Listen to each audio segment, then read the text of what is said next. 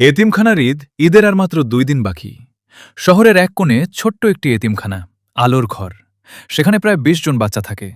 অন্য সবার মতো তারাও ঈদ নিয়ে স্বপ্ন দেখে, কিন্তু প্রতি বছর তাদের ঈদ কেটে যায় খুব সাধারণভাবে। এই এতিমখানার পাশেই থাকত ১৭ বছরের এক ছেলে, নাম রায়হান। ছোটবেলা থেকেই সে দেখত ঈদের দিন বাচ্চাগুলো জানলার পাশে দাঁড়িয়ে অন্যদের আনন্দ দেখত। কারো নতুন জামা নেই, কারো খেলনা নেই। একদিন রাতে রায়হান ঠিক করল, এইবার ওদের ঈদ আলাদা হবে।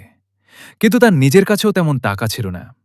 সে গোপনে কয়েক সপ্তাহ কাজ করল, বাজারে মাল টানা, দোকানে সাহায্য করা, এমনকি নিজের প্রিয় ঘড়িটাও বিক্রি করে দিল।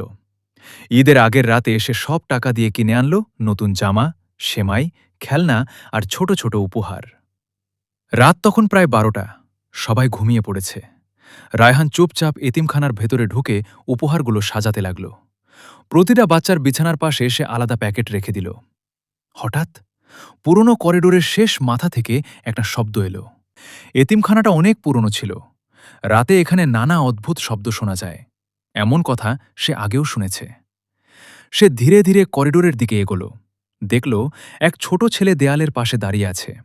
বয়স হয়তো ৮ থেকে ৯ বছর। সাদা পাঞ্জাবি পরা, মুখে অদ্ভুত শান্ত হাসি। রায়হান অবাক হয়ে বলল, তুমি এখানে দাঁড়িয়ে আছো কেন? ছেলেটা আসতে বলল, তুমি ওদের জন্য এত কিছু করছো, তাই দেখতে এলাম। তোমার নাম কি? ছেলেটা একটু চুপ থেকে বলল, আমি এখানেই থাকতাম অনেক বছর আগে।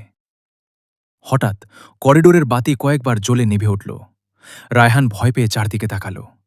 আবার সামনে তাকিয়ে দেখে ছেলেটা নেই, শুধু মেঝেতে পড়ে আছে একটা পুরনো খেলনা গাড়ি। পরদিন সকালে এতিমখানার বাচ্চারা উপহার পেয়ে আনন্দে কেঁদে ফেলল। সবাই রায়হানকে জড়িয়ে ধরল। এতিমখানার বৃদ্ধ তত্ত্বাবধায়ক খেলনা গাড়িটা দেখে হঠাৎ থমকে গেলেন। কাঁপা গলায় বললেন, এই গাড়িটা বহু বছর আগে এখানকার এক বাচ্চা। ঈদের আগের রাতে সে অসুস্থ হয়ে মারা যায়। রায়হানের শরীর ঠান্ডা হয়ে গেল। তার নাম কি ছিল? বৃদ্ধ লোকটি ধীরে বললেন, আরিফ। রায়হান চুপ হয়ে গেল, কারণ গত রাতে সেই ছেলেটা যাওয়ার আগে একটা কথাই বলেছিল, আজ এত বছর পর আমাদের এতিমখানায় সত্যিকারের ঈদ এসেছে।